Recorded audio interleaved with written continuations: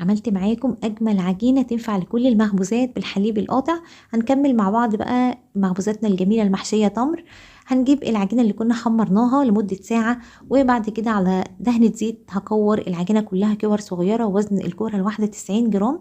هبدأ فيها على طول، هفرد أول كورة عملتها ارتفاع مثلا سنتي، وبعد كده هحشيها بقى رول من العجوة. أهم حاجة القفلة تكون من تحت، وبعد كده بقى في الأطراف كويس جدا.